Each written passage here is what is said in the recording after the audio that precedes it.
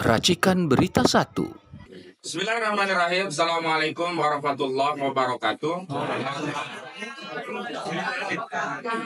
Hari ini tentu saja kita semua berduka, kita semua berbela-sungkawa, kita semua prihatin karena hari ini negara kita mengalami tragedi. Yang saya pikir tragedi ini hanyalah simbolik. Apa yang nampak dan terjadi dialami oleh Pak Charlie Chandra hanyalah fenomena gunung es, karena nasib yang dialami oleh orang yang punya tanahnya dirampas dan dikriminalisasi di proyek PIK 2 ini bukanlah hanya dialami oleh Pak Charlie Chandra. Kenapa? Karena masih banyak korban-korban perampasan tanah lainnya yang memang kita ketahui mereka mengeluh, tetapi memang sedikit sekali yang berani menyampaikan kepada rakyat berjuang untuk membela haknya. Dan tentu saja kami sangat apresiasi ya kepada Pak Charlie Chandra, karena beliau ini setelah menjadi korban dan pernah juga ditahan oleh penyidik, tidak kemudian diam, dan akhirnya kita tahu ada masalah di negara kita, khususnya di wilayah Tangerang, Banten, ada masalah perampasan tanah di PIK 2. Hari ini kita ingin merespon apa yang kemarin sudah disampaikan oleh Polda Banten ya, berkaitan dengan penangkapan Pak Charlie Chandra. Kami ingin tegaskan bahwa rilis Polda Banten bersifat prematur dan tidak komprehensif, sehingga hal-hal yang khususnya berkaitan dengan hak-hak rakyat, hak-hak seorang tersangka, bahkan peristiwa yang kita tahu ramai di sosial media tidak diklarifikasi oleh Polda Banten dan dianggap tidak pernah terjadi. Polda Banten seolah-olah sedang menegakkan hukum, padahal kami berkeyakinan, mohon maaf suaranya ya biar nggak Polda Banten, kami berkeyakinan Polda Banten tidak sedang melakukan proses penegakan hukum, tetapi secara telanjang dan terbuka melakukan kezaliman terhadap rakyat, melakukan pelanggaran prosedur di dalam Kitab Undang-Undang Hukum Acara Pidana. Bahkan kami bisa tegaskan Polda Banten sedang melayani kepentingan oligarki PIK 2 yang dimiliki oleh Aguan dan Antoni Salim, karena terlalu berani ya melakukan pelanggaran yang secara telanjang sudah kita ketahui. Namun demikian hari ini kita harus menyampaikan kepada publik tentang fakta apa sejatinya yang terjadi, sehingga selanjutnya terserah kepada rakyat, kami serahkan apa yang sebenarnya terjadi. Dan ini penting, kenapa? Agar jangan sampai klien kami ya, Pak Charlie Chandra yang ditangani LBH AP Muhammadiyah yang dipimpin oleh Pak Gufroni SHMH itu sudahlah menjadi korban, masih pula difitnah mafia tanah, difitnah penjahat, difitnah bapaknya penjahat DPO dan seterusnya. Jadi ini yang penting. Baik, hari ini kita akan melakukan konferensi pers, dan untuk mengawali tentu kita ingin tahu peristiwa apa yang terjadi. Dan di sini di sebelah kiri saya sudah ada Bapak KMH selaku koordinator dalam penanganan kasus Pak Charlie Chandra. Memang banyak sekali Pak terlibat, tapi beliaulah koordinatornya dari Lembaga Advokasi Publik, Lembaga Bantuan Hukum LBH Muhammadiyah. Kepada Pak Gufroni kami persilahkan. Baik, terima kasih. Assalamualaikum warahmatullahi wabarakatuh. Waalaikumsalam warahmatullahi wabarakatuh. Baik, terima kasih Bang Osinuddin yang telah memberikan kepada kami untuk menyampaikan kronologis penangkapan klien kami Charlie Chandra, bahwa pada tanggal 17 Mei 2025 atau tepatnya hari Sabtu siang, saya memang dihubungi Charlie Chandra, menginformasikan bahwa ada sejumlah petugas dari Polda Banten yang hendak melakukan penangkapan ya di kediamannya di Golf Residence Kemayoran, Jalan Geria Utama, Pademangan di Jakarta Utara. Dan saat itu juga karena Charlie Chandra tidak ada siapapun yang mendampingi, saya kemudian meluncur ke kediamannya. Ya, jadi saya minta agar polisi untuk tidak serta merta melakukan penangkapan sebelum ada penasihat hukum yang mendampingi. Dalam perjalanannya memang saya juga dihubungi oleh penyidik Polda untuk supaya tidak perlu menunggu saya, kira-kira begitu. Tapi saya bilang nggak bisa. Saya harus memastikan bahwa klien kami dalam keadaan baik-baik saja dan tidak boleh ada penangkapan sebelum saya datang. Akhirnya telepon saya matikan waktu itu. Di lokasi kira-kira 1,5 jam ya, karena tempat tinggal saya dengan tempat tinggal Bapak Cari cukup jauh. Nah, di sana memang saya bertemu dengan beberapa penyidik ya. Ada AKP Yahendra, ada Aibda Nana Purwana, ada Aibda Nana Ruhiana, dan yang lainnya. Dan memang saya sempat bernegosiasi dulu. Saya ingin memastikan seperti apa peristiwanya. Saya minta diperlihatkan mana surat perintah penangkapannya, mana surat perintah penggeledahannya.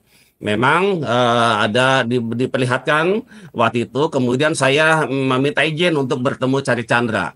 Jadi saya masuk ke dalam, kemudian ya, ketemulah kita di dalam dengan Cari Chandra, saya, Pak Cari dengan istri, kalau tidak salah bertiga.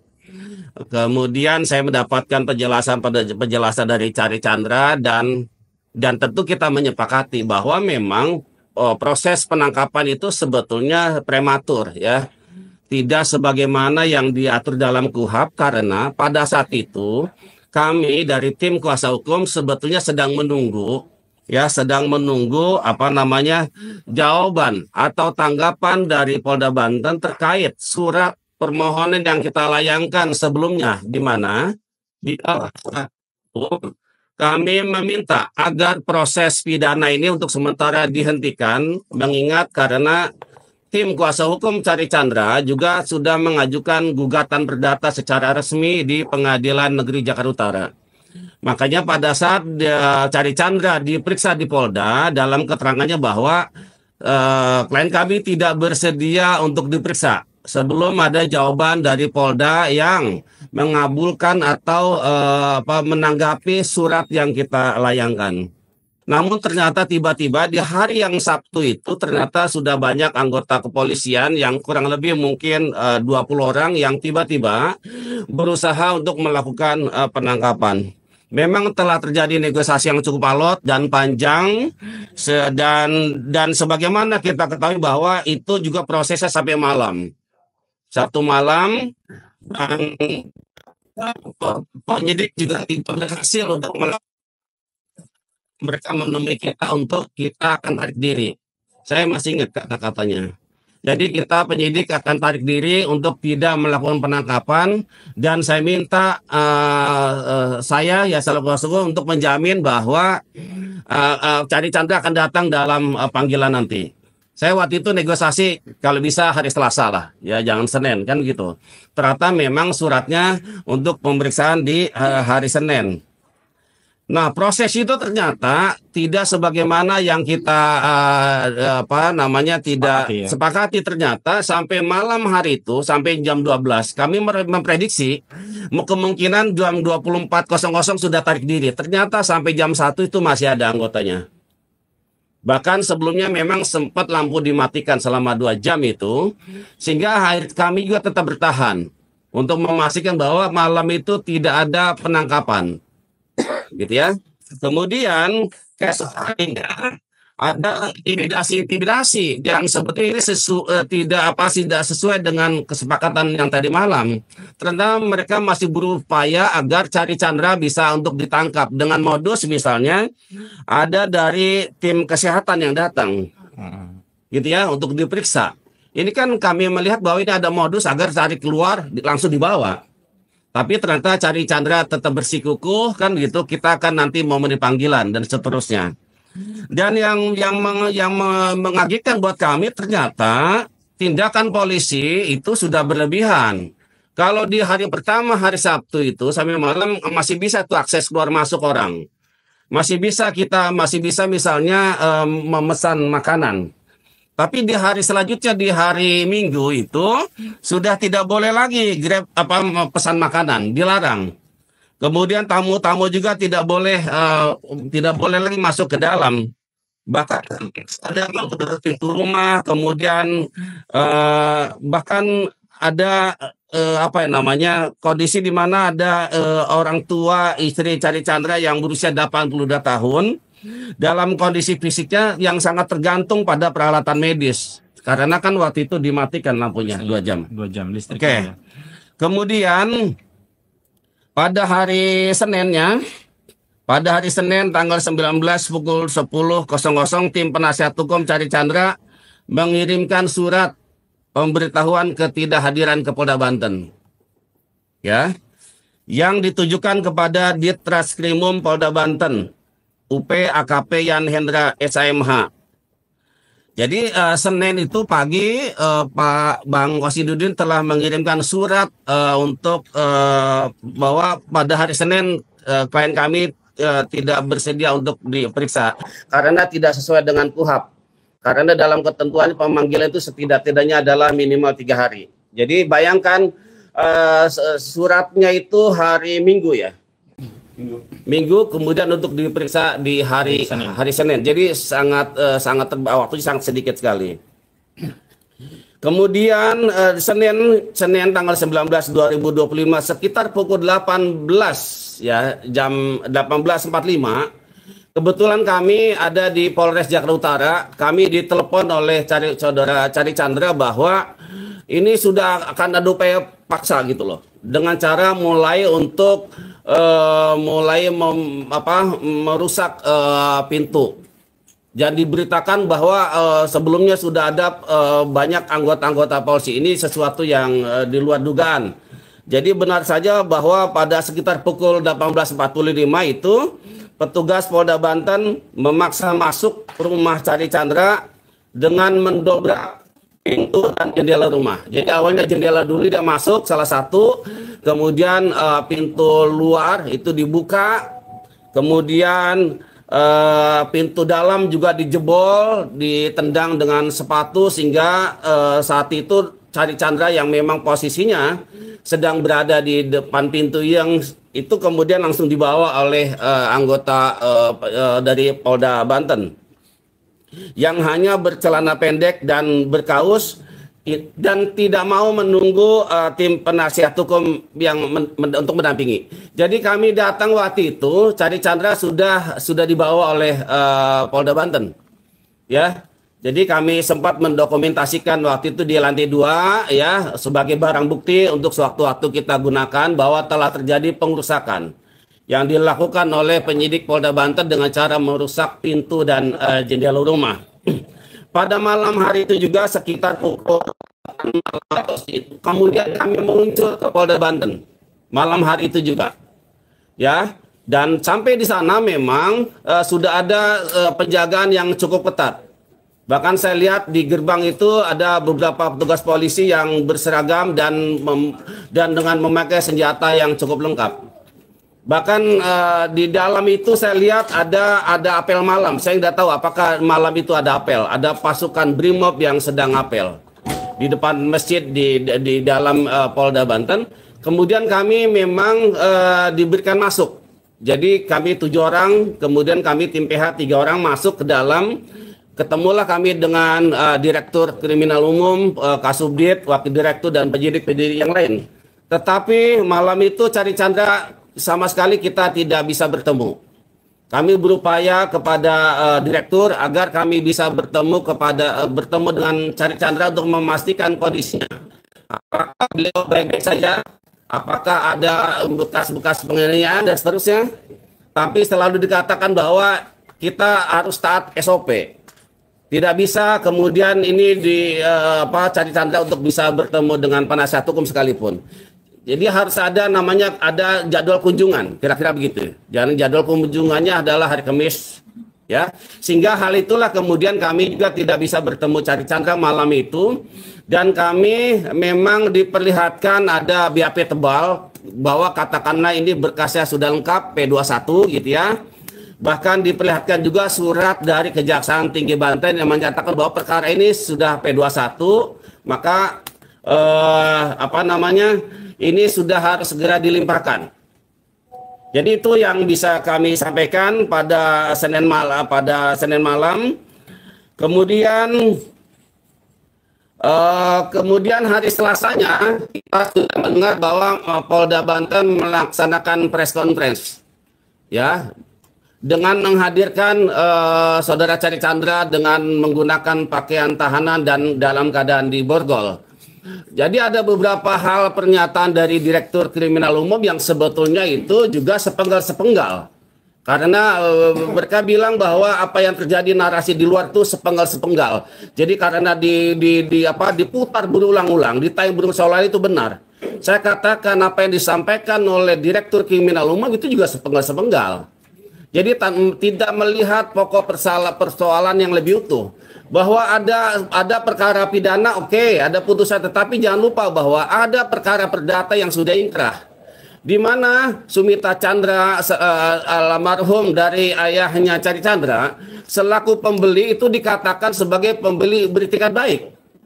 Jadi tidak ada misalnya bahwa Sumita melakukan pemalsuan. Jadi itu. Jadi kita juga harus luruskan itu.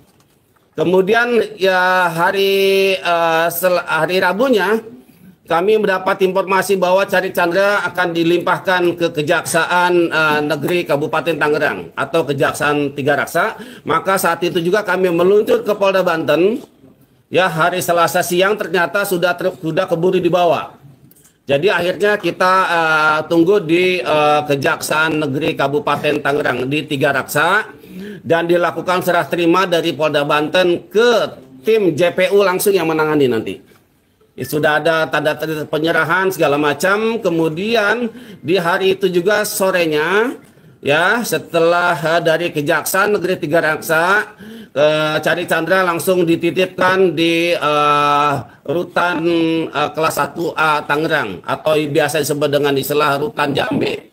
Jadi disitulah kami sempat ketemu, bahkan termasuk di Kejaksaan Negeri kita sempat ngobrol sedikit dan kita berikan support. Intinya Cari Chandra dalam keadaan sehat, tegar dan siap untuk menghadapi kasus walaupun ini adalah yang terjadi yang 2 kali. Mungkin itu saja kronologi singkatnya. Terima kasih dari saya, kurang lebihnya mohon maaf. Assalamualaikum warahmatullahi wabarakatuh. Waalaikumsalam warahmatullahi wabarakatuh. Baik, sebelum pendalaman terhadap kronologis, karena hadir juga Bang Samsir Jalil, salah satu kuasa hukum yang bisa menambahkan apa yang belum tersampaikan. Tapi saya ingin tegaskan kepada Polda Banten, juga seluruh kepolisian Republik Indonesia, terutama kepada Bapak Listio Sigit Prabowo, bahwa kita selaku penegak hukum, baik advokat, jaksa, hakim, termasuk penyidik selaku penegak hukum, kita terikat dengan undang-undang. Dan dalam proses penyidikan perkara pidana, acuannya itu sama, yakni Kitab Undang-Undang Hukum Acara Pidana. Dan jelas di dalam pasal 70 ayat 1 KUHP ditegaskan bahwa penasihat hukum sebagaimana dimaksud dalam pasal 69 berhak menghubungi dan berbicara dengan tersangka pada tiap pemeriksaan dan setiap waktu untuk kepentingan pembelaan perkaranya. Jadi tidak benar polisi menyatakan ada SOP khusus sehingga kami PH datang diusir, tidak boleh datang, suruh masuk jam besuk. Memangnya kami ini pengunjung besuk? Memangnya kami ini tamu umum? Kami ini penasihat hukum. Kami ini bekerja berdasarkan surat kuasa. Dasar kami bekerja adalah undang-undang. Prosedur untuk menangani perkara pidana sama. Hakim acuannya KUHP, jaksa acuannya KUHP, advokat acuannya KUHP. Kenapa kok polisi bikin SOP sendiri sehingga menghalangi penasihat hukum untuk ketemu? Apalagi sebelumnya juga polisi secara lancang melakukan penangkapan tanpa didampingi. Dan saya mau klarifikasi, prosedurnya harusnya di depan RT atau RW setempat. Ini tidak ada RT RW-nya yang menyaksikan. Itu sudah mirip teroris saja itu yang jemput. Kalau tadinya tidak ada surat, kami anggap itu OTK itu. Masa kerja kepolisian seperti OTK begini? Ini kan menakutkan, organisasi tak dikenal. Kalau kami misalnya diperlakukan seperti itu, kan ini sebuah kezaliman. Bukan kalau faktanya memang diperlakukan seperti itu. Jadi saya tegaskan, yang dizalimi bukan hanya Cari Chandra, termasuk kami tim penasihat hukum. Karena KUHP memberikan wewenang kepada kami untuk bertemu dengan klien kami setiap waktu kapanpun, tapi ternyata polisi menyatakan tidak boleh hanya karena SOP, disuruh masuk jam besuk hari Kamis. Ini kan bukan konteksnya membesuk, ini konteksnya pendampingan klien apa yang dilakukan. Selanjutnya kepada Bang Samsir Jalil untuk bisa menyampaikan. Tolong tim. Ya, selamat datang Pak Samsul Jalal. Nanti juga bisa menambahkan fakta karena saat itu juga sudah ada Pak Samsul Jalal. Tetap saja tindakan biadab dari Polda Banten, tidak tahu malu, tetap saja melakukan pemaksaan tanpa mengikuti prosedur KUHAP. Dan mohon maaf, saya ingin tambahkan satu hal. Surat penangkapan itu berlaku sebelumnya, tapi kemudian diterapkan atau dikirimkan surat panggilan 1. Ingat, di dalam KUHAP, apa yang harus dilakukan oleh polisi? Jika surat panggilan 1 itu tidak dipenuhi, terbitkan panggilan kedua, bukan melakukan penangkapan. Dan panggilan itu ya di 112 dan 227 KUHAP harus dilakukan dengan cara patut, diberikan langsung, diterima, ditandatangani dalam waktu yang cukup diatur 227 setidaknya 3 hari.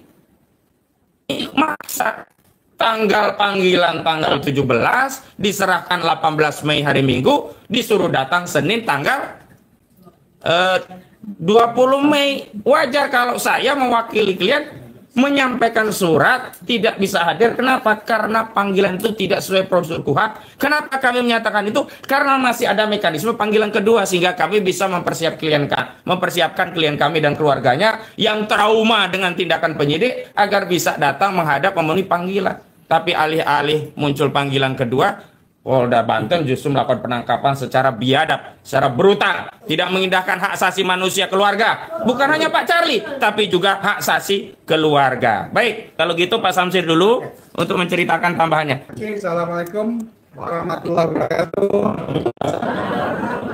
Kronologi penangkapan tadi sudah disampaikan dengan lengkap oleh Pak Gufron.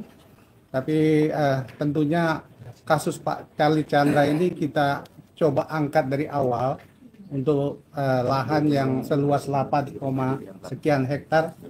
Ini dimulai pada tahun 1988 ya, yang itu udah ada AJB yang memang sudah lengkap. Kemudian dari sisi kewajiban keluarga Pak Charlie Chandra ini kan sudah tetap melakukan pembayaran pajak sampai tahun 2023.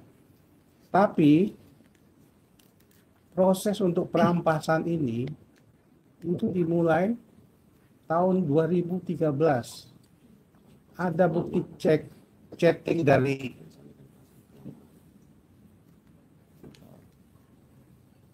yang namanya Ali Hanafi Wijaya. Itu dari PIK 2 itu menghubungi Bapak Suminta Chandra tahun 2013 untuk proses, ya kalau kita bacakan di sini kan karena dia pemilik lahan mengenai tanah di Desa Lemo yang masuk dalam SK kami. Nah ini kan tentu tahun 2013 ini yang tanah yang dari 1988 sampai 2013, 25 tahun dikuasai penuh dan dimanfaatkan secara penuh oleh Pak Suminta Chandra, orang tua dari Pak Charlie Chandra ini setelah 25 tahun mulai ada keinginan untuk mengambil alih. Ini komunikasinya ada dalam chat antara Ali Hanafi Wijaya dengan Pak Suminta Chandra. Kemudian sampai kemudian Pak Suminta Chandra ini meninggal tahun 2015 di Australia. Kemudian dari sinilah kemudian berangkat masalah perkara kasusnya Pak Charlie Chandra ini. Sampai kemudian kami tanggal 17 Mei kemarin sebagai penasihat hukum ini dibuat kaget. Sangat kaget. Karena tanggal 29 April kita masih ke Polda Banten itu untuk memenuhi panggilan. Yang di sana kita sudah ada kesepakatan untuk melakukan seperti yang disampaikan Pak Gufron tadi. Kita menunggu jawaban. Sehingga pada tanggal 19 kemarin itu, kita sebenarnya menunggu untuk mendapat jawaban. Tapi yang kita dapati adalah kami dihubungi, saya mula-mula Pak Gufron, untuk penangkapan Pak Charlie Chandra. Jadi ini ya tadinya ya sifatnya ya tentunya yang saya sampaikan tadi 2013 ada proses perdata ya untuk pembelian lahan, kemudian dengan tipisnya aja menjadi pidana dan penangkapan. Jadi saya betul-betul sampai hari ini juga saya shock. Karena malam itu saya sampai tengah malam juga ada di lapangan. Saya juga melihat rumah itu lampunya dimatikan 2 jam. Lampunya dimatikan 2 jam. Tadi disampaikan ada orang tua dari Pak Charlie itu yang memerlukan penanganan medis. Itu darurat pada waktu itu. Jadi setelah itu ya seperti disampaikan Pak Gufron tadi, penyidik juga menghubungi kami, lampu sudah kami hidupkan. Jadi memang ada hal-hal yang memang Dia ngaku dia yang dia ngaku kami lampu sudah kami hidupkan. Kami akan keluar. Seperti yang sampai Pak Gubernur, dia akan memberikan surat untuk panggilan. Jadi itu yang bisa saya lengkapi dari proses penangkapan kemarin. Jadi berdasar kebijakan proses jual beli yang dengan itikat baik sampai kemudian dikriminalisasi dengan tipis aja. Dari sini kami sebagai penasihat hukum yang sangat selalu mendampingi, selalu Pak Charlie Chandra ini begitu kooperatif, dipanggil datang. Selalu datang, tepat waktu. Tapi kok tiba-tiba dia proses penangkapan. Ini yang dapat saya sampaikan, menambah yang sudah sampaikan Pak Gubernur tadi. Terima kasih. Assalamualaikum warahmatullahi wabarakatuh. Waalaikumsalam warahmatullahi wabarakatuh. Baik, sebelum ke Pak Samsu Jalal, ini ada istri dari Pak Charlie Chandra.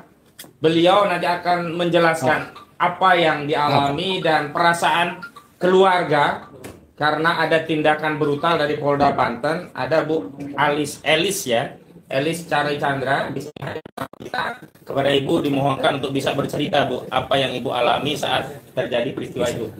Ya, selamat siang semuanya. Saya istri Charlie Chandra, Elis.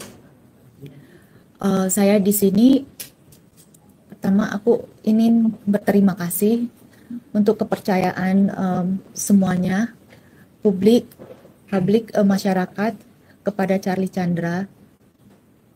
Terima kasih sudah mempercayai Charlie Chandra. Ini merupakan dukungan moral yang sangat besar buat Charlie, buat saya dan keluarga. Ya, pada saat itu kita merasa pada saat penangkapan itu saya merasa yang ada di saya itu merasa ketakutan. Kenapa tiba-tiba nggak ada kabar, nggak ada apa-apa, tiba-tiba udah ada penangkapan. Dan pada saat itu karena kita sendiri dan Pak Charlie, kita minta supaya mereka tunggu pengacara kita datang. Ya. Dan hal itu berlanjut sampai malam, sampai minggunya juga, ya, sampai mereka di sana sampai hari pada saat malam itu apa benar lampu di dalam rumah itu? Iya, ada dimatiin. Iya. Itu memang nggak ada listrik sama sekali ya? Nggak ada. Jadi orang tua. Jadi benar-benar gelap, benar-benar gelap. Sampai besok hari Minggunya juga masih kita, maksudnya sampai besok paginya kirain polisinya udah pulang ya. Tapi ternyata masih belum, masih ada di luar dan orangnya banyak gitu, banyak. Dan orang nggak bisa masuk. Berusaha juga untuk memanggil atau apa, mengetok pintu. Iya, mengetok pintu, terus bel terus. Iya, terus waktu pada saat itu dia ini kasih surat pemanggilan pertama pada paginya. Sempat juga terhalangi ya, ada pesanan makanan segala macam. Iya, karena mereka apabila ada orang yang mau masuk, mereka pengen ikut, maksudnya mau masuk gitu, mau kayak mau ikut nyusup masuk. gitu ya. Terus yang Jadi 82 tahun itu siapa, Bu? itu mama saya. Mama saya kondisinya emang dia udah sakit lama. Dia sakit penyakit orang tua Parkinson. Jadi kalau misalnya dia dia perlu oksigen. Kalau oksigennya lagi turun, dia perlu itu. Jadi di rumah kita selalu ada tersedia tabung oksigennya selalu ada. Dan makanan itu datang selama dari hari Minggunya, hari Sabtunya kan kita nggak ada masalah makan, masih oke. Nah hari Minggunya itu, nah kita agak kesusahan keluar masuknya. Jadi kalau misalnya kayak ada orang yang mau datang juga nggak dikasih gitu. Terus ada kalau misalnya kita sendiri juga takut mau pesen Gojek karena nggak berani keluar gitu. Jadi akhirnya hari Minggu kita semua di rumah, dan hari Seninnya kita sempat berpikir ini anak-anak gimana ya, mau sekolah nggak gitu. Maksudnya gimana cara keluarnya gitu kan. Biar nggak khawatir mereka masuk gitu ya. Iya, sempat kepikir anak-anak mau diliburkan dulu hari Seninnya. Tapi pagi Saya itu datang ya gitu ya?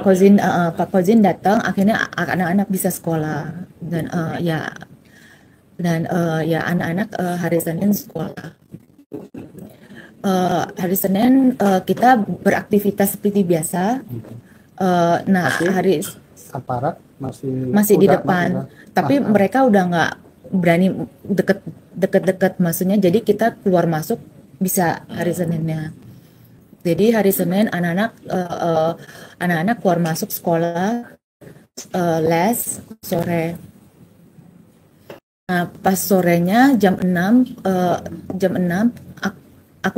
saya sama anak-anak pulang dari pulang les.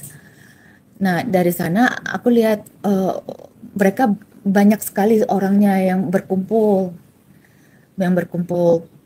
Nah pas itu saya di mobil dengan anak-anak, dan mereka datang menghampiri mobil saya dengan mengetok jendela supaya aku turun gitu. Tapi karena ada anak-anak, aku nggak mau turun karena aku nggak mau hal begini itu kelihatan anak-anak saya. Jadi udah di depan rumah. Mereka udah di depan rumah. Sampai dengan mobil itu di depan rumah. Iya, di mereka depan rumah. Iya. Untuk memaksa suruh supaya aku turun, memanggil saya turun gitu ya. Nah, tapi karena ini aku pikir ini aku nggak mau anak-anak lihat, akhirnya aku putar mobil ini titipin anak saya ke tetangga. Baik, harapannya Bu terhadap kasus yang dialami suami Bu apa kepada masyarakat, kepada Pak Polisi dan yang lain? Saya berharap masyarakat publik tetap mendukung Charlie Chandra, tetap mempercayai Charlie Chandra bahwa dia ada di pihak yang benar. Dia bukan orang jahat, dia bukan maling tanah, begitu juga papanya. Suami saya orang yang baik. Dia tidak melakukan hal-hal begitu. Saya mohon supaya keadilan bisa kita dapati, nama baik bisa kita dapat kembali. Dan sekarang suami saya udah ditahan. Saya mohon masyarakat bisa mengikuti dan mengawal terus kasus ini sampai ke persidangan, agar di persidangan hakim jaksa bisa bersikap netral dalam kasus ini. Saya anak-anak sangat merindukan suami saya, papanya. Anak saya setiap malam mencari papanya, selalu menanyakan dedinya ada di mana. saya bilang dedinya lagi kerja di luar. Ditanya terus berapa lama pulangnya, dan itu saya nggak bisa saya sangat nggak bisa menjawab. Aku sangat bingung gimana menjawabnya. Ini ada catatan kemarin anak saya sempat chat teks ke dedinya, ke nomor handphonenya. Dia suruh dia minta ayahnya segera pulang. Dia tanya ayahnya ada di mana. Dan ini dia ada tulisan buat dedinya. From Christopher for Daddy. I love you because you are the best.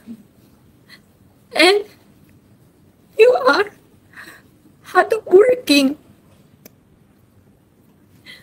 Ini sangat menyakitkan sekali buat kita, buat saya.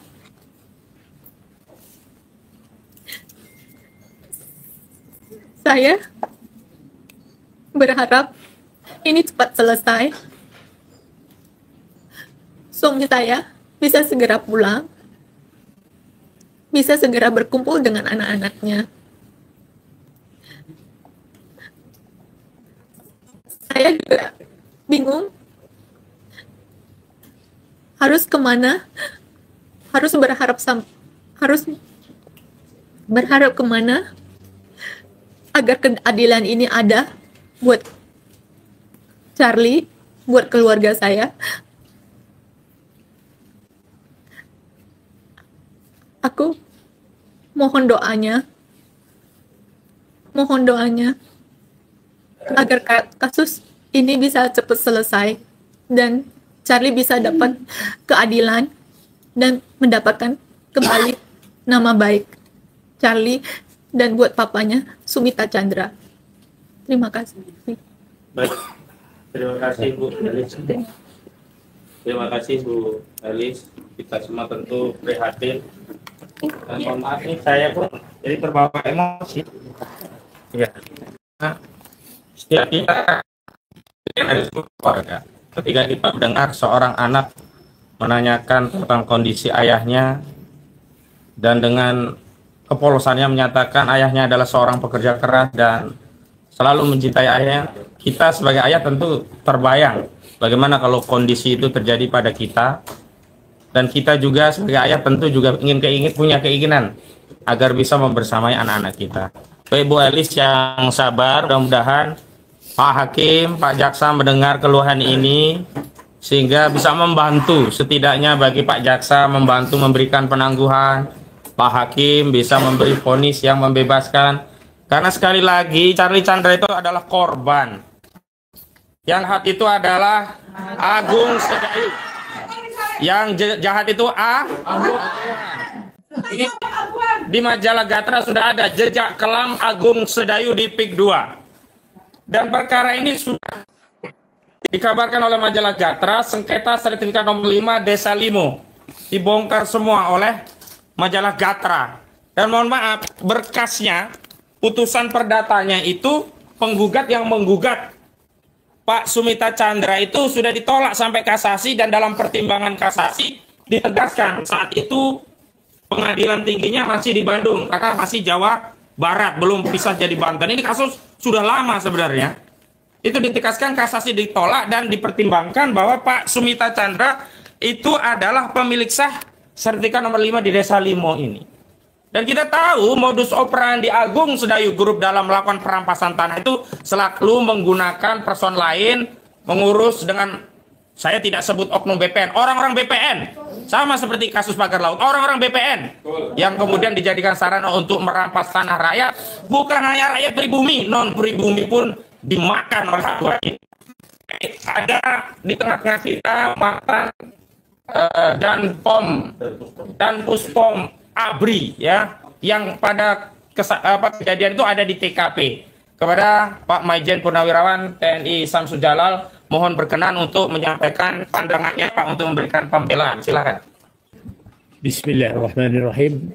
Assalamualaikum warahmatullahi wabarakatuh. Waalaikumsalam warahmatullahi wabarakatuh.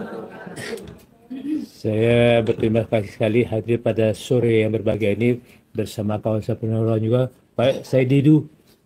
Alhamdulillah. Selamat ya, kami ini purnawirawan ya, nggak ada apa-apanya. Kami sebagai orang yang beriman ya, hanya amal ma'ruf nahi mungkar. Sampai sama polisi saya bilang, kalian ini apa sih? Kalian polisi rakyat atau polisi aguan? Saya bilang gitu. Ada apa? Saya bilang, Mbok ya yang sopan, ini rumahnya dikepung kayak gitu kan. Alhamdulillah juga banyak juga anggota-anggota polisi militer yang hadir pada waktu itu. Ya, mereka juga loyal. Sudah, wah ini ada Samsul Jalal nih, ada apa? Nah, mereka hadir. Jadi untuk dalam Puspom nggak usah khawatir karena anggota yang hadir juga bukan apa-apa. Hanya ada Samsul Jalal, itu aja. Jadi saya ini terpanggil. Karena apa? Itu saya bilang, kita ini apa? Amar ma'ruf nahi mungkar. Nggak ada lain lagi. Karena bakal kita itu aja. Bagaimana untuk menegakkan keadilan. Mencegah kemungkaran itu kan. Nah, saya hadir malam itu juga untuk mencegah kemungkaran. Karena saya tahu siapa aguan. Terus aja kita mengerti juga lah. Polisi bukan main kan. Bangun apa di dua itu? Di Panti Indah Kapuk itu. Bangun posko Brimob sana kan. Diresmikan oleh Kapolri gitu kan. Astagfirullah. Saya nggak tahu lah. Makanya negeri kita ini apa sih? Negeri yang berkeadilan kan. Di dada kami ini Sumpah Prajurit Sabta Marga masih menempel nih kan. Jadi kalau ada yang mungkar itu enggak wajib, kewajiban kita untuk mencegahnya gitu ya. Kita yang mau menegakkan yang baik. Kalau itu baik, oke. Itu amal perbuatan kita. Karena kita cari bakal aja untuk bakal kita nanti di hari belakangan nih, hari depan nanti. Itu aja. Jadi saya terima kasih pada Ibu Chandra juga, Ibu Charlie, ya masih mental masih kuat walaupun anaknya juga menanyakan mana papa, mana ayah. Ya. Tapi insya Allah ya Tuhan akan memberikan keberkahan dan memberikan tunjangan dukungan moral ya supaya tetap tabah. Karena percayalah yang kalau kita orang Jawa bilang Tuhan itu tidak pernah sare kan. Allah itu juga pernah tidur. Dia pasti mendengarkan dan mengawasi mana yang baik, mana yang tidak baik. Insya Allah itu Pak Charlie itu berbuat baik kan, karena dia mempertahankan hak dia kan. Hanya si aguan yang bisa merampok dengan ahli nafiah itu. Saya tahu aguan juga, saya tahu ahli nafiah. Saya pernah juga memperjuangkan tanah di mana namanya itu di sana juga. Itu juga tanah orang dibeli, ditawar serendah-rendahnya, kalau nggak dipaksa, diterima oleh polisi. Nah, polisi sejak dulu sudah bekerjasama dengan ahli nafiah itu. Nah, akhirnya apa? Belum lunas dibayar, cari tanah yang lain. Dipaksakan juga begitu. Begitulah seterusnya. Sehingga tanah di sana itu sudah dikuasai oleh mereka semuanya. Nah, inilah yang mereka akhirnya mungkin waktu itu Presiden ke-7 meresmikan sebagai PSN kan gitu. Itu apa? Tanah dirampok, jadi nggak benar itu. Jadi makanya saya terus terang aja dengan para peneroran hanya itu aja. Amal ma'ruf nahi mungkar. Nggak ada lagi. Kita juga mengharapkan dukungan. Dan tadi saya dengar mahasiswa sudah siap memberikan ultimatum sama DPR juga. Tanggal 7 Juli bilangnya kami akan turun, akan menduduki DPR. Dan itu Legend Marina Soeharto tuh bagus tuh. Pokoknya bubarkan DPR, kembali ke Undang-Undang 45. Itu yang paling sebagai peneroran itu kan itu aja. Gitu. Dan yang lainnya itu reshuffle itu betul. Karena yang duduk di kabinet sekarang itu kan orang-orang Jokowi semua gitu. Baik ya, itu aja yang kami sampaikan. Semoga Allah juga selalu memberkati kita semuanya. Selalu panjang umur. Bila taibul hidayah. Wassalamualaikum warahmatullahi wabarakatuh. Waalaikumsalam warahmatullahi wabarakatuh. Terima kasih Pak Samsul Jalal. bahkan bukan hanya pernyataan beliau ini ada di lokasi dan memberikan perlindungan kepada Pak Charlie Chandra. Memang modusnya polisi ini baru melakukan tindakan kalau sudah nggak ada lawyer dan malam-malam, sudah mirip PKI aja, maka saya sebut sudah mirip PKI malam-malam gitu. Kalau PKI itu kan komunis wajar, ini polisi kok melakukan hal seperti PKI. Jadi polisi itu seperti apa sebenarnya? Dan hadir di tengah kita Bang Said Didu yang juga sudah lama, setahun lebih mengadvokasi kezaliman PIK 2. Maka kita mintakan beliau agar kita paham peta kezaliman proyek PIK 2 ini di tanah Banten, bukan hanya yang terjadi terhadap Pak Charlie Chandra. Kepada Pak Said Didu dipersilahkan. Assalamualaikum warahmatullahi wabarakatuh. Hari ini tepat 1 tahun saya meminta Gufron dengan PP Muhammadiyah menyatakan berada di garis terdepan untuk membela rakyat yang terzolimi. Hari ini pas 1 tahun tepat di kantor PP Muhammadiyah. Jadi saya pikir hanya jalan Allah aja yang menuntun. Bagi saya, Charlie Chandra adalah pahlawan. Karena dari sekian puluh orang yang kena kasus seperti Charlie Chandra, itu tidak yang kami masang badan. 3 hari sebelum Charlie Chandra ditangkap, dia bawa toko besar, etnis Chinese juga, dan orang kaya, jauh lebih kaya dari Charlie Chandra, yang tanahnya sedang digusur, dan kita mau bela. Setelah saya kontak lagi, dia mundur, dan berkali-kali seperti itu, banyak sekali. Tetangga saya etnis Chinese juga, supaya orang paham bahwa ini bukan masalah etnis. Itu bayangkan, ibunya sudah tua, datang penyidik ke rumahnya, disidik, habis itu berapa hari kemudian meninggal. Polisi datang dengan etnis tertentu, tahulah, etnis timur. Nah, jadi intimidasi seperti ini berlanjut terus.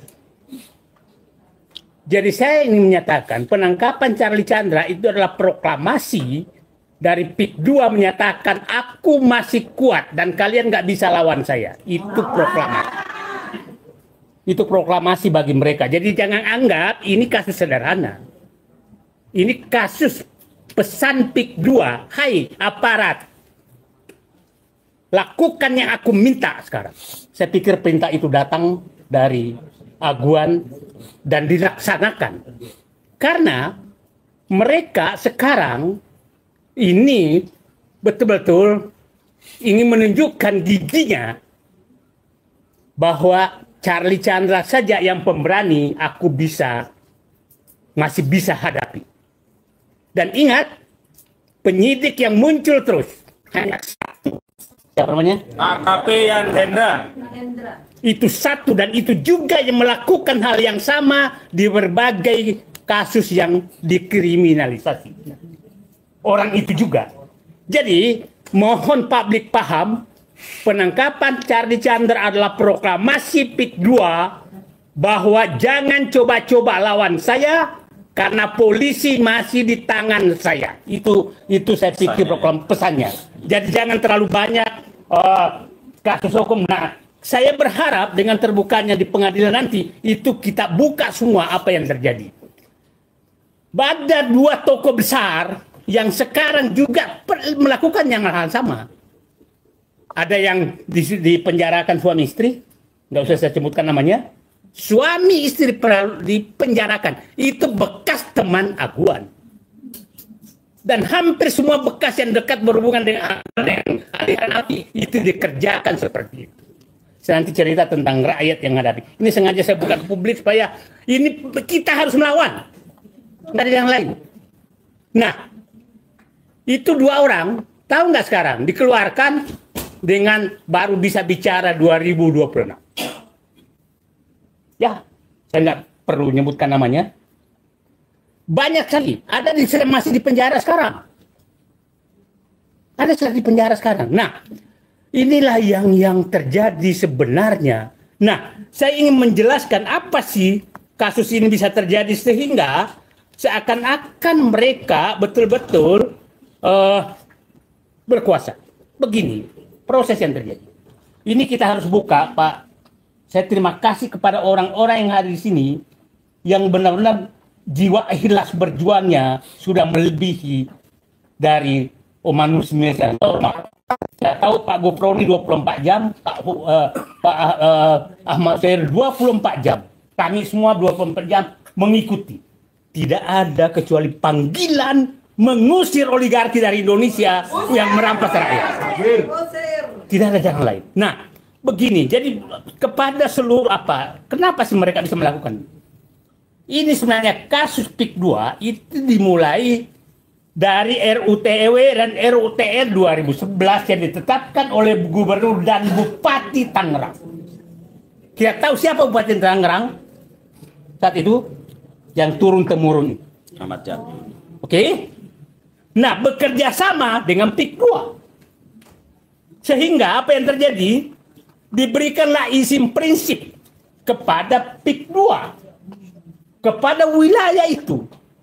Nah, seakan-akan wilayah setelah dapat izin prinsip bukan izin pembebasan loh. Apabila Anda mau membangun, boleh. Itu biasa. Tapi dibalik, kepada seluruh aparat, itu seakan-akan wilayah itu sudah pengakuan milik dia. Itulah kata-kata Ali Hanafi kepada siapa? Bapaknya Sumita Chandra menyatakan, tanahmu masuk peta kami. Dan itu dilakukan ke semua orang yang punya tanah. Ternyata termasuk tanah Said Didu menyatakan masuk peta kami. Masuk peta kami kan kurang ajar. Seakan-akan tanah itu sudah miliknya. Nah, dengan masuk peta itu maka seakan-akan terserah. Nah, setelah masuk peta izin prinsip, maka semua data tanah yang ada di situ ada di tangan PIK 2. Data BPN semua ada di tangan. Bayangkan tanah saya yang ada di sana, saya sendiri nggak tahu luasnya, dia tahu luasnya. Bayangkan saya akan bilang tanah saya ada sekitar 9 hektar. Di Rut Agung Sayu menyatakan tanah saya itu cuma 9 hektar. Hebat kan? Di Rut PIK 2 tahu tanahnya saya itu. Nomor 10. Saya itu sendiri nggak tahu tanahnya berapa luasnya. Karena memang saya nggak pernah ngurus tanah saya berapa luasnya. Karena selama ini ya digarap orang aja. Nah, bayangkan tanah rakyat dia tahu semua. Karena dia tahu semua tanah-tanah rakyat yang ada wilayah peta kami yang katakan tadi, maka dia bisa merekayasa semua kasus-kasus tanah yang ada di sekitar yang di wilayah tersebut. Nah, ini adalah BPN yang bekerja. Kepala desa yang bekerja. Ingat, ini adalah kerjaan Jokowi. Ketua Abdesi itu, mantan ketua Abdesi yang mengusulkan 3 periode adalah tinggal di wilayah Desa Kosambi. Yang saat itu adalah Luhut menyatakan sebagai penasehatnya Abdesi tersebut. Jadi ini politik sangat besar sehingga kepala desa digerakkan untuk meneruskan kerjaan Jokowi. Setelah itu Jokowi memberikan PSN kepada PIK 2. Jadi ini bukan pekerjaan sebenarnya, ini adalah perampasan negara secara sistematis lewat Joko Widodo bersama Aguan, bersama Abdesi. Gantung Jokowi. Nah, jadi kita harus membacanya secara bahwa ini adalah politik yang sangat besar. Nah, saya lanjut. Setelah penguasa menjadi pengusaha menjadi, maka semua data tanah itu dipegang oleh dia. Dan ingat, kalau kita sudah punya sertifikat, masa seluruh sejarah tanah itu ada di BPN. Kita nggak pegang lagi aslinya. Artinya BPN bisa merekayasa bahwa tanah Said Didu itu tidak sah karena milik orang lain. Dan itu yang terjadi semua wilayah Banten. Rakyat-rakyat dilakukan seperti itu. Bayangkan cuma rakyat yang berani bicara. Tahu namanya berubah. Tahu namanya berubah. Nah, karena itu kekuasaan BPN, dan menurut saya, nah itulah yang terjadi. Yang terjadi Kardi Chandra juga seperti itu. Dan kasus lain seperti itu. Anda bisa bayangkan. Tetangga satu lagi saya. Banyak sekali kasus yang saya pahami. Bayangkan. Tanahnya sekitar 20 hektar. Sepakat 5 hektar dijual. Oke? Dengan harga yang pas. Tahu-tahu datang panggilan polisi bahwa yang 15 hektar bermasalah. 20 bermasalah. Karena dianggap bermasalah, maka dipaksalah menjual 15 hektar itu dengan harga kesepakatan. Kalau enggak, Anda dipenjara. Begitu caranya mereka. Jadi biasanya diakui sah, ini banyak sekali seperti sah sebagian, habis itu dianggap yang lainnya tidak sah, badan dipaksa. Dan itu, ya pelakunya, yang tadi itu, yang nggak bisa disentuh, yang berinisial A itu, Aguan. bukan, AL, Nafi AH. Hidayat. Nah, itu modus yang terjadi banyak sekali. Problemnya adalah dengan sekarang Charlie Chandra semua tiarap. Maka untuk membangkitkan kembali, maka Charlie Chandra kita harus bela sampai pembelaan. Nggak ada yang lain. Kalau Charlie Chandra ini berhasil, maka Banten habis, Indonesia habis. Seluruh modus ini dilakukan di seluruh Indonesia karena pelakunya adalah, mohon maaf, itu adalah aparat desa dan seluruh aparat BPN, aparat hukum itu melakukan hal yang sama di Marwali, di Makassar, di Surabaya, apalagi di Kalimantan, di Maluku, di Papua, itu terjadi semua. Jadi sebenarnya bangsa ini sedang dirampas oleh mereka. Tik 2 adalah puncak gunung es yang terjadi ya sekarang. Bayangkan sekarang malam sekarang ini masih tiap malam itu 11 kampung karena 2 benteng sekarang itu benteng bapak-bapak ini membela korban dan benteng kampung 11 kampung di 2 kecamatan itu beronda setiap malam karena sedang terjadi penggusuran oleh PIK 2 oleh mereka. Dan ini kalau itu jebol, maka seluruh wilayah lain akan jebol. Kalau Charlie Chandra jebol, maka semua perampasan hak tanah rakyat akan habis. Jadi itu dibacanya seperti jangan dibacakan di kasus kecil, di kasus yang sangat besar, karena seluruh rakyat akan terancam. Nah, sekarang, saya mohon maaf, saya agak panjang bicara, karena ini saya menganggap, bagaimana cara mereka merampas tanah rakyat? Ada 8 cara yang mereka lakukan. Nanti saya bicara, kondisi lagi tadi bicara tentang bagaimana merampas aset negara.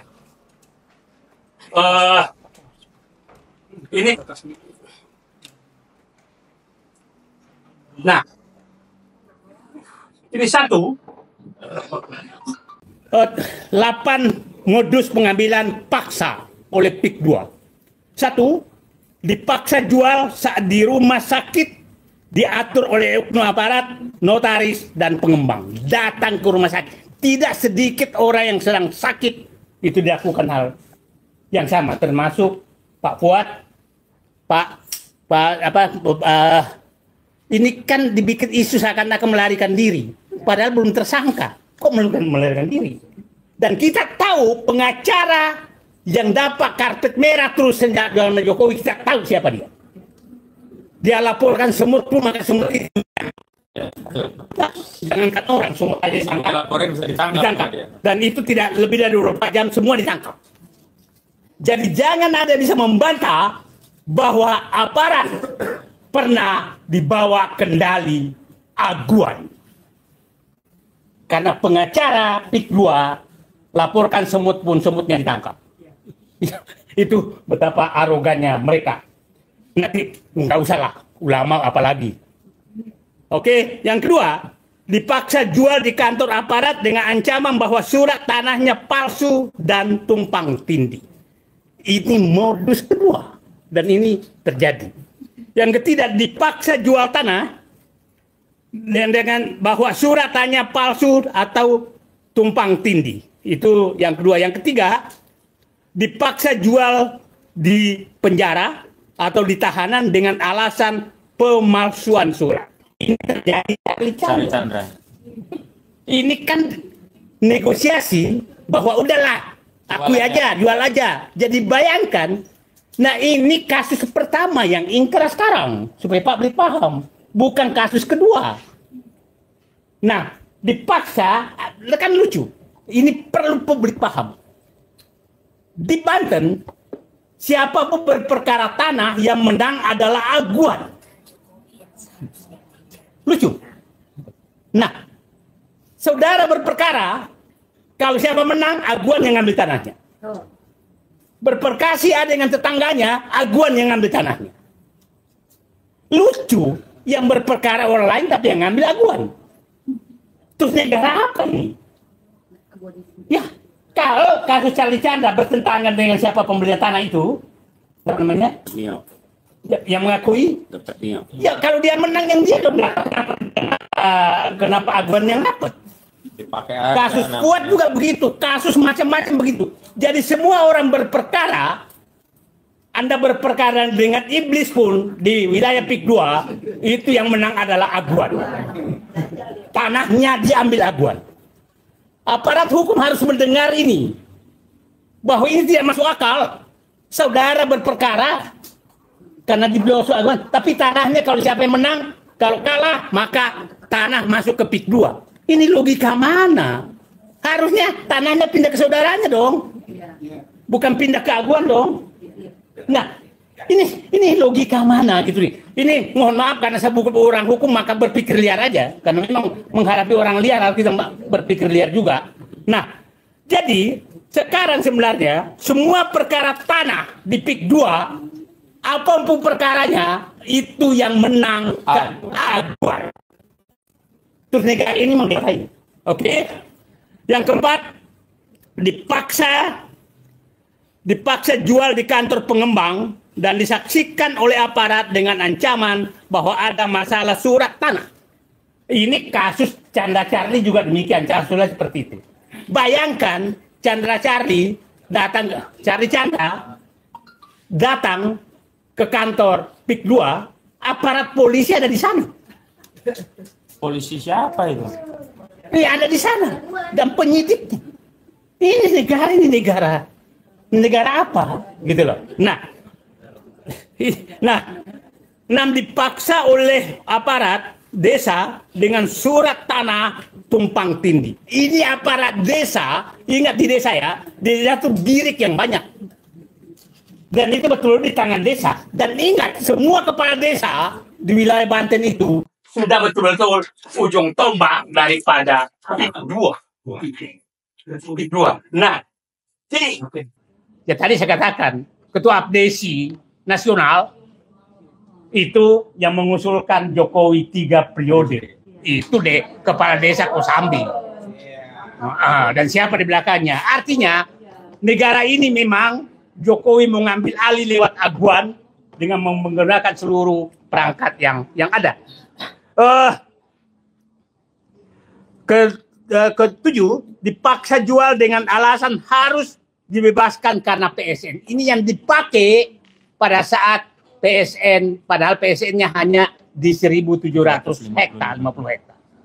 Nah, ini yang dipakai. Yang ke-8 dipaksa jual dengan cara lahan diisolasi dan dibayar dengan harga yang sangat murah. Ini diisolasi, tanah saya saja, itu ada 1 hektar sawah saya nggak bisa lagi ditanami, karena irigasinya sudah ditutup oleh PIK 2. Hektaran tanah yang ada di wilayah itu yang nggak bisa ditanami lagi. Kampung-kampung diisolasi seperti itu. Nah, terus pertanyaan saya sekarang, Pak Sugeng Waras di sini, darah saya mendidih, Pak, melihat melihat bahwa ada orang yang sangat istimewa yang tidak bisa disentuh oleh hukum dan dia bisa mengatur aparat hukum untuk merampok negara. Saya yakin Pak Presiden Prabowo seorang jenderal, mudah-mudahan darahnya juga mendidih dan selalu menyatakan saya rela mati bersama rakyat, dan saya dari awal menyatakan Pak Prabowo kalau mau mati bersama rakyat datanglah ke PIK 2 dan kita mati bersama. Terima kasih. Assalamualaikum warahmatullahi wabarakatuh. Salam panjang. Selanjutnya kepada Bang Maron Batubara untuk menyampaikan pandangan. Ya, terima kasih Mas Ahmad. Assalamualaikum warahmatullahi wabarakatuh.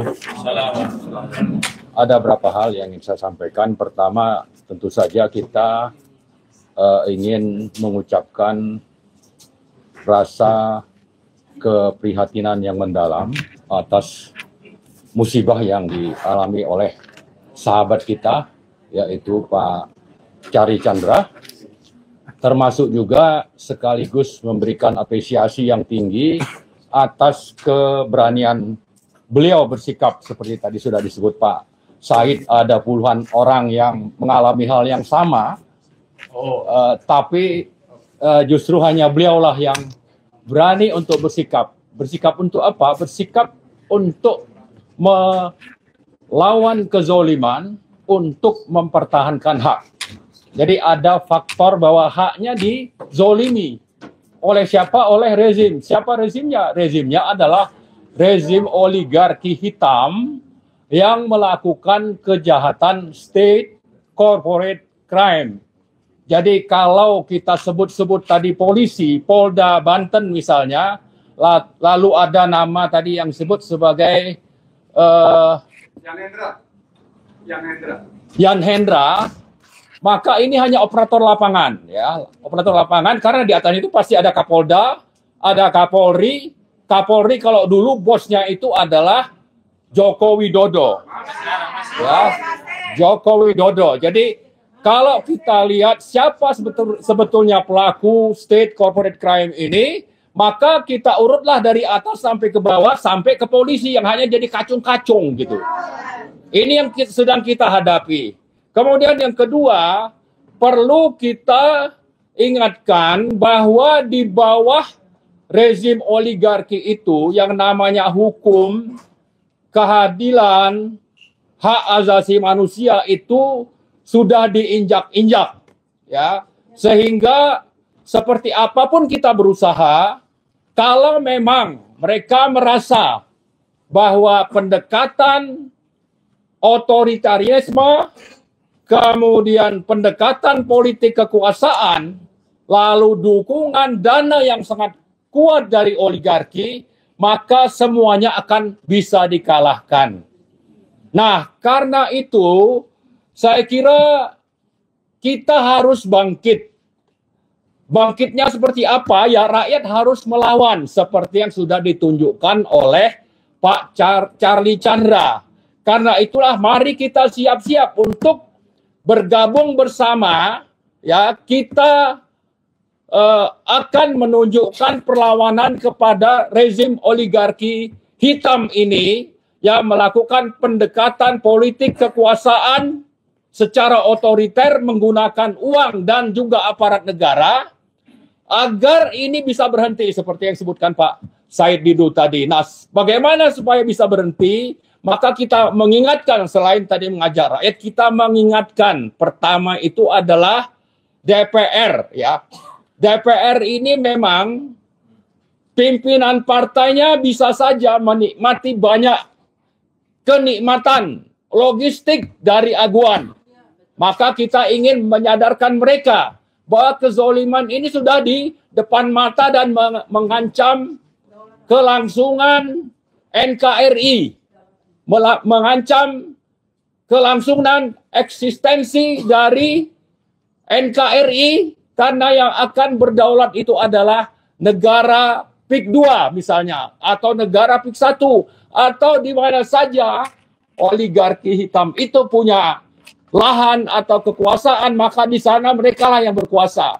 Bukan lagi negara Kesatuan Republik Indonesia atau rakyat yang berdaulat, tetapi adalah oligarki hitam pelaku state corporate crime. Jadi pertama tadi ke DPR, kemudian kepada Pak Prabowo yang dulu sudah bersumpah ya ingin untuk menghilangkan adanya negara dalam negara.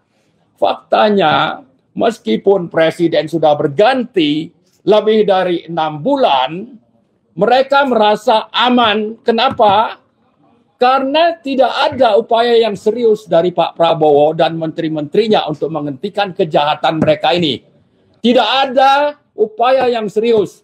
Yang dilakukan pamer, sandiwara, cabut pagar laut, yang diproses hanya kepala desa 1 orang, lalu belakangan dilepaskan. Sama juga yang dilakukan oleh Ketua ATR BPN yang namanya Nusron, menyebutkan ada perampasan hutan lindung. Tapi belakangan tidak jelas rimbanya ini sudah sampai kemana. Padahal itu adalah aset negara yang tidak jelas bagaimana ini transaksinya dengan aguan dengan PIK 2. Nah, karena itu kita ingin menuntut ke Pak Prabowo, janganlah terus omon-omon, sementara kejahatan state corporate crime ini masih terus berlangsung di depan mata, dan ini akan mengancam kelangsungan hidup bangsa Indonesia. Ya, kemudian yang terakhir, saya kira kita juga ingin mengingatkan kepada otoritas jasa keuangan untuk menertibkan yang namanya PIK 2. Ini supaya di delisting dari Bursa Efek Indonesia. Kenapa? Karena lahan yang dikuasai untuk bisnis propertinya itu diperoleh dengan cara zolim, mengambil alih tanah milik negara, sekaligus merampas tanah rakyat yang sangat jelas ini bertentangan dengan peraturan yang berlaku dan dilakukan dengan pendekatan, tadi saya sebut adalah pendekatan politik kekuasaan zolim yang menggunakan aparat negara untuk kepentingan sempit bagi orang-orang yang hanya memikirkan kepentingan pribadi dan tidak peduli dengan bagaimana rakyat itu akan menderita. Saya kira itu saja. Terima kasih. Assalamualaikum warahmatullahi wabarakatuh. Selanjutnya Pak Sugeng Waras untuk bisa menyampaikan dukungannya untuk Pak Chandra Chandra. Silakan Pak Sugeng. Assalamualaikum warahmatullahi wabarakatuh. Waalaikumsalam warahmatullahi wabarakatuh. Para sahabatku, saya fokus kepada menanggapi sehingga kita punya pemikiran, pandangan terhadap kasus kriminalisasi terhadap saudara kita Chandra. Namun izinkan sebelumnya saya membuka latar belakang atau hal-hal yang membuat kita lebih yakin terhadap perjuangan kita. Karena saya sadar bahwa di sekitar kita sekarang ini ada kawan-kawan pejuang, juga ada kawan-kawan medsos yang kita sama-sama bisa membesarkan, bisa meluaskan apa yang kita rencanakan dan apa yang akan kita lakukan ke depan menghadapi masalah seperti ini. Saudara-saudara, kita nggak usah berkecil hati. Kita berada pada pihak yang benar. Kenapa saya katakan begitu? Negara kita itu negara hukum, bukan negara kekuasaan. Artinya kalau negara hukum mengedepankan hukum, mengutamakan hukum. Tetapi kalau negara kekuasaan mengutamakan kekuasaannya. Ya contohnya seperti peristiwa kriminalisasi waktu penangkapan saudara kita Chandra Chandra. Negara yang mengutamakan hukum pasti yakin, kita ingat, sumber hukum yang tertinggi kita adalah Undang-Undang Dasar 1945. Ini saya singgung agar menambah keyakinan kita bahwa perjuangan kita pada perjuangan yang benar, bukan andal apa asal-asalan. Di mana disebutkan pada pasal 28 bahwa kita diberi kesempatan berserikat, berkumpul yang dijamin dan dilindungi oleh undang-undang. Jadi banyak sekali yang jadi pedoman pegangan kita. Pada pembukaan atau preambul Undang-Undang Dasar 45, di sana jelas apa yang kita perjuangkan. Bahwa kita sesungguhnya mempunyai hak untuk kebebasan kemerdekaan. Oleh karenanya atau oleh sebab itu, maka penjajahan di atas dunia harus dihapuskan. Karena tidak sesuai dengan peri kemanusiaan dan peri keadilan. Itu yang menjadi dasar kita. Kita sebenarnya sedang melawan penjajah. Bentuk penjajahan singkat saja ya seperti yang dilakukan Aguan. Jadi itu penjajah yang harus kita lawan. Jangan ragu-ragu. Kalian tidak bekerja sendirian. Saya, Pak Samsu Jalal, orang yang masih muda-muda ini, karena Pak Samsu Jalal baru menginjak 82. Saya sendiri katanya istri saya sekarang sudah berumur 75. Nah, itu tidak menjadikan kendala. Saya tetap menemani bersama teman-teman Purnawirawan. Yakinlah, Purnawirawan akan berjuang bersama-sama Anda. Oleh karena itu, kalau ada lagi kesulitan, jangan dilupakan kita. Tarik kita. Pada prinsipnya, apapun ormas yang terdiri dari Purnawirawan, intinya berjuang bersama rakyat. Karena visi misinya dia adalah oleh dan untuk rakyat. Ini yakin. Jadi kembali kepada penjajah tadi. Kita jangan pernah ragu-ragu. Aguan penjajah. Proses ini terjadi, kekuasaan tertinggi kita adalah pada presiden yang waktu itu dijabat oleh Jokowi. Yakinlah, saya tidak perlu banyak cerita. Jokowi adalah sumber perusak negara kita. Sumber penghancur negara kita. Sumber pemecah persatuan dan kesatuan bangsa. Sumber perusak demokrasi. Sumber perusak konstitusi. Sumber perusak masa depan bangsa Indonesia. Itu Jokowi. Jadi kejadian ijazah palsu atau kejadian persawahan terkait Banten itu hanya sebagian dari apa yang dirusak, apa yang dilakukan oleh Jokowi. Dan saya yakin kalau saudara-saudara melihat bagaimana sikap Prabowo terhadap Jokowi, hubungan Prabowo dan Jokowi, itu banyak artinya. Tetapi saya yakin bahwa Prabowo tetap berpendirian. Akhirnya Jokowi harus diadili seadil-adilnya. Saudara, kalau saya mencurhatkan sedikit betapa beratnya beban Prabowo. 6 bulan belum bersempat memikirkan masa depan. Hanya memikirkan masalah beban yang ditinggalkan oleh Jokowi. Itu harus kita maklumi. Jadi sekali lagi, jiwa yang paling dalam tetap dia bersama rakyat. Itu yakin. Karena tanpa keyakinan itu menjadi ambyar tugas kita.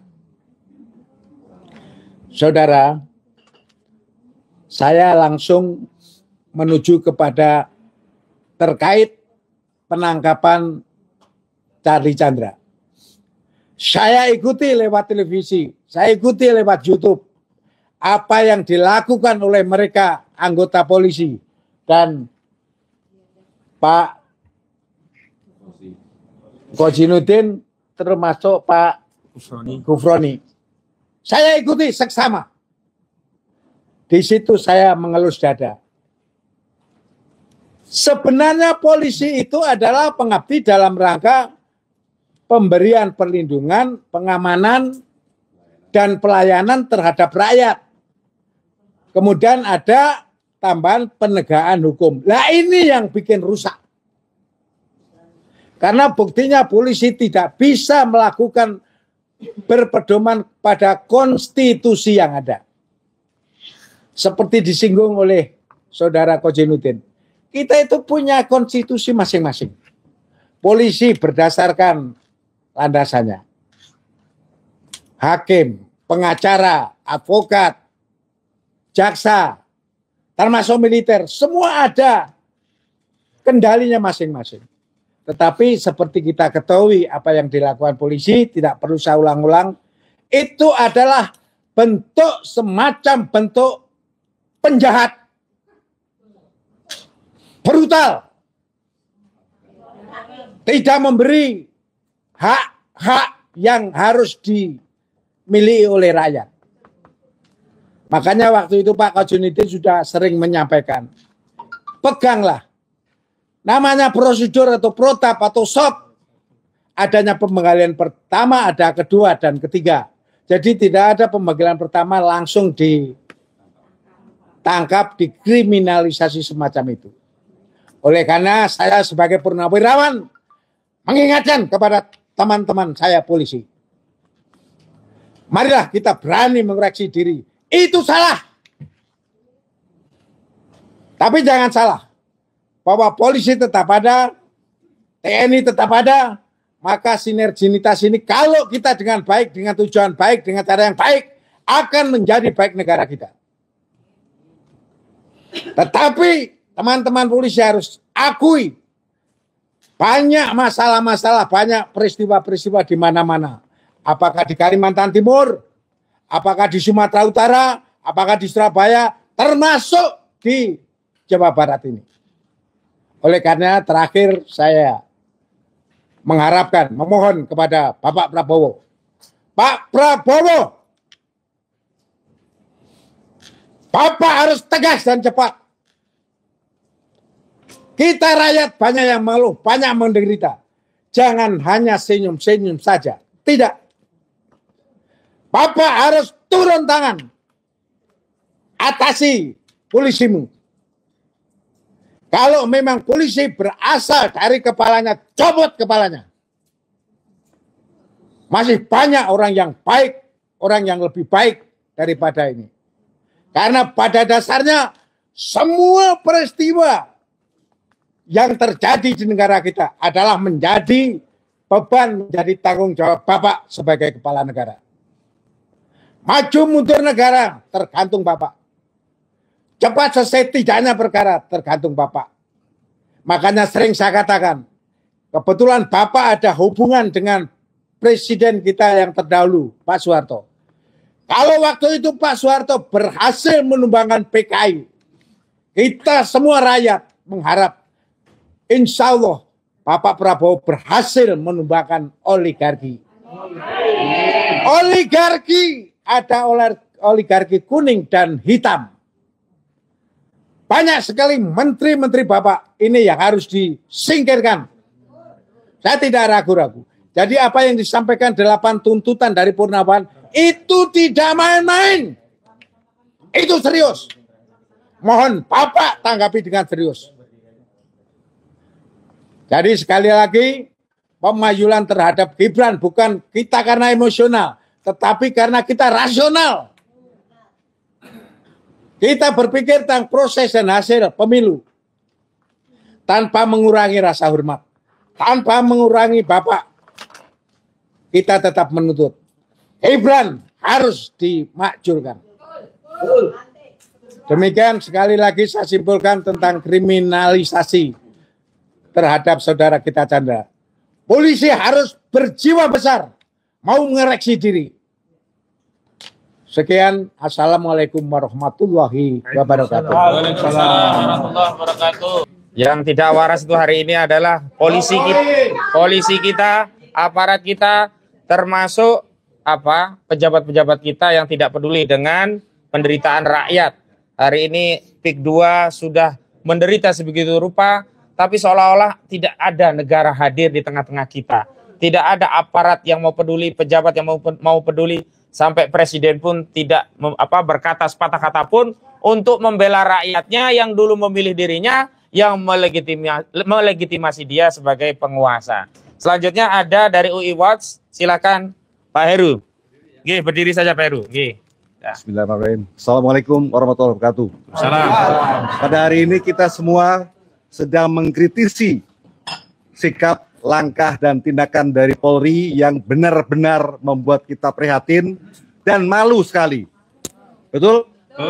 Kenapa? Karena kalau kita lihat mereka punya slogan yang namanya presisi. Ya, itu presisi apa itu namanya? Kumbal semuanya.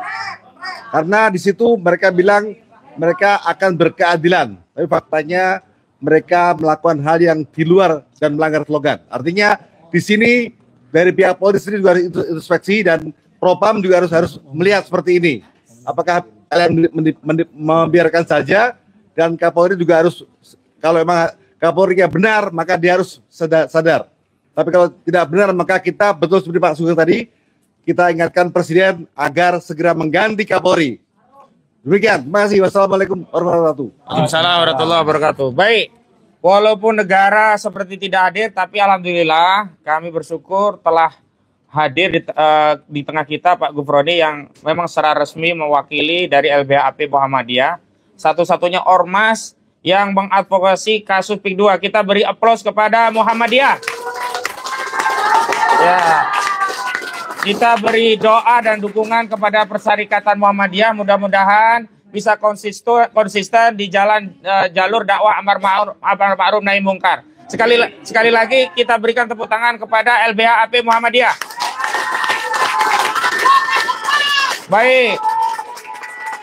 Dan ternyata selain LBHP Muhammadiyah masih ada ya ormas-ormas yang mengambil alih fungsi negara yang hari ini tidak berfungsi. Di antaranya adalah ormas pejabat. Baik. Ya.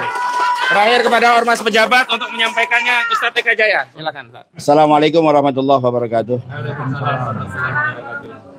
Alhamdulillah hari ini kita kumpul ya dengan satu keprihatinan terjadi pada kawan kita saudara Charlie Chandra yang didatangi oleh aparat dengan cara-cara seperti cara-cara kita lihat film G30S PKI dengan mendobrak, ya, mencongkel dan lain sebagainya. Ini cara-cara yang biadab kalau kita katakan. Ya. Sementara prosedur hukumnya sudah jelas. Ya. Nah, ini yang dinamakan penegak hukum yang melanggar hukum. Nah, ini yang harus kita lawan. Dan saya sampaikan kepada segenap aktivis, jawara, pendekar, laskar, malu dengan para purnawirawan kita yang turun. Saatnya kita bersatu, saatnya kita kompak lawan oligarki yang begitu jelas ya ingin merampas, merampok dan mengintimidasi daripada rakyatnya sendiri dilindungi oleh pemerintah. Ini sudah sistematis yang dilakukan oleh oknum. Kalau dikatakan oknum sudah bukanlah, BPN sudah jelas menjadi mafia tanah dari dulu. Ya, ditambah lagi dengan aparat-aparat pemerintah, terutama kepolisian yang sangat saat ini mempunyai moto melayani, mengayomi, melindungi. Itu semua bualan belaka. Ya, kalian hanya menjadi polisinya aguan yang hanya berani kepada rakyat dan tidak berani terhadap oligarki. Dan ingat, sampai kapan kalian akan begitu? Ketika kalian pensiun, kalian sudah tidak apa-apa lagi. Ya, AKP Yan Hendra yang sudah jelas-jelas dia melakukan banyak kesalahan-kesalahan tapi tetap dipakai oleh Polda Banten. Pak Suyudi ini sangat luar biasa. Ya, ini Anda punya anak buah ini sudah benar-benar kelewatan batas. Ya, dan juga Pak Kapolri, Listio Sigit ini sudah terlalu lama ya menjabat dan juga sudah terlalu kekenyangan lah bahasanya begitu. Ya. Ini sudah kekenyangan ya, dari zamannya Sambo sampai saat ini ya, dia tidak tersentuh. Tapi anehnya Presiden Prabowo tidak berani bertindak terhadap Listio Sigit. Ada apa dengan Pak Prabowo? Ya, Bapak adalah pimpinan kami, presiden kami, dan mempunyai kekuasaan saat ini. Anda bisa melakukan apapun selama itu buat kepentingan rakyat, maka rakyat akan mendukung. Jangan pernah takut, jangan pernah ragu. Karena rakyat ada di barisan Anda selama Anda melakukannya untuk kepentingan rakyat. Bukan kepentingan oligarki, bukan kepentingan hanya mereka saja yang hanya ingin merampok dan merampas daripada bangsa negara kita. Sekali lagi, kepada seluruh aktivis yang saya katakan tadi, saya sebutkan tadi, jawara, pendekar, laskar, tunjukkan daripada rasa idealisme kalian. Tunjukkan rasa nasionalisme kalian. Ini negara sedang dijajah. Ini negara sedang dirampok. Ini negara sedang akan dimiskinkan. Apakah kalian akan diam? Kalian punya ilmu bela diri. Kalian punya ilmu apa yang sudah diturunkan kepada kalian. Maka gunakan itu untuk membela daripada rakyat yang terzalimi. Maka dari itu, sekali lagi, gerakan ini akan terus menjadi gerakan yang besar untuk menegakkan amar ma'ruf nahi munkar, dan kita tidak akan pernah gentar melawan kezaliman yang sudah dipertontonkan oleh Aguan CS. Demi Allah, kaki jadi kepala, kepala jadi kaki, kita akan melawan itu semua. Takbir. Takbir. Terima kasih. Assalamualaikum warahmatullahi wabarakatuh. Assalamualaikum warahmatullahi wabarakatuh. Baik, terima kasih Bang Eka Jaya selaku pimpinan Ormas Pejabat Pengacara Jawara Bela Umat Bela Rakyat.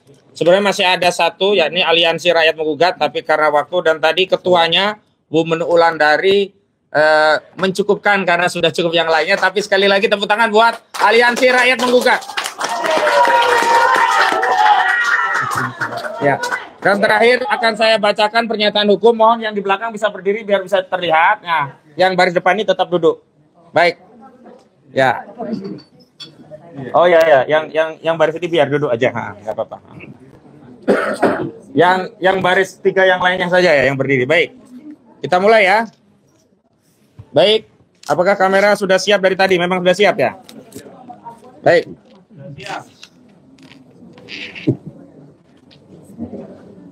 Bismillahirrahmanirrahim.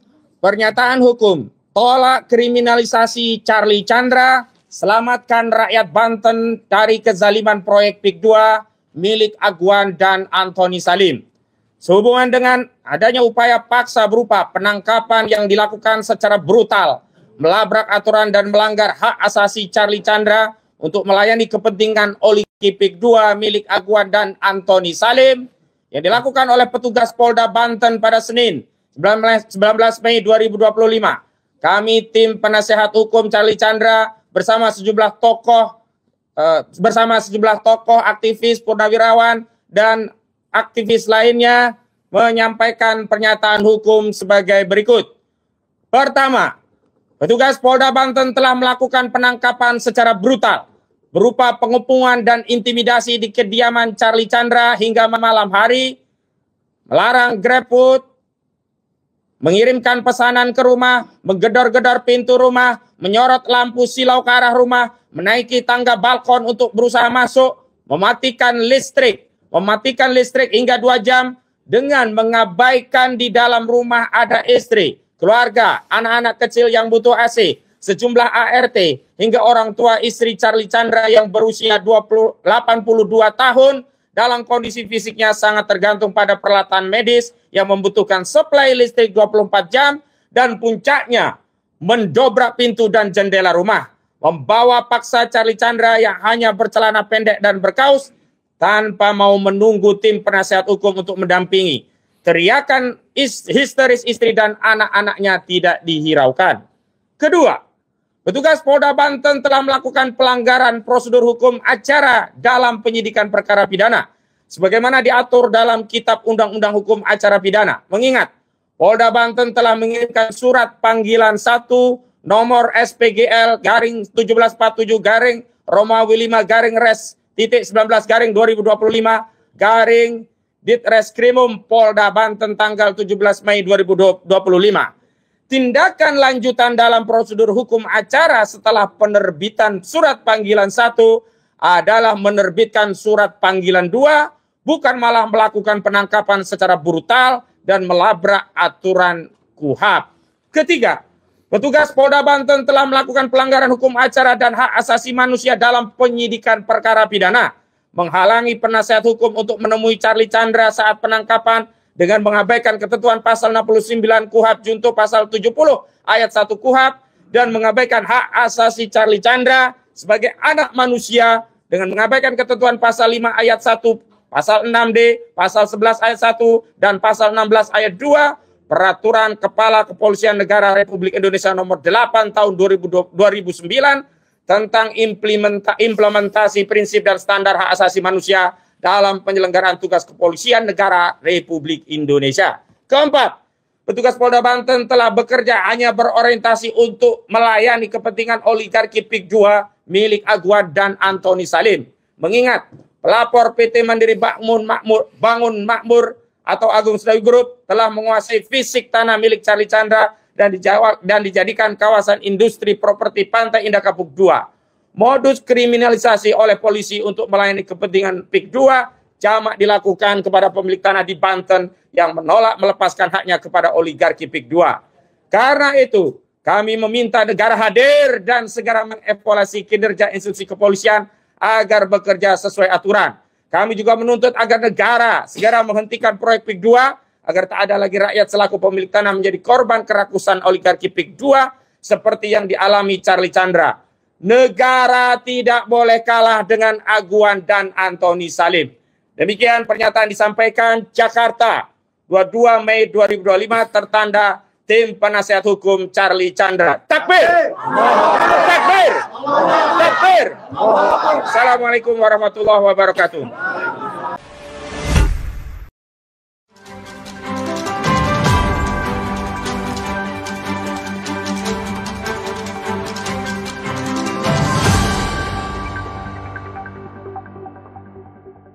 Racikan Berita 1.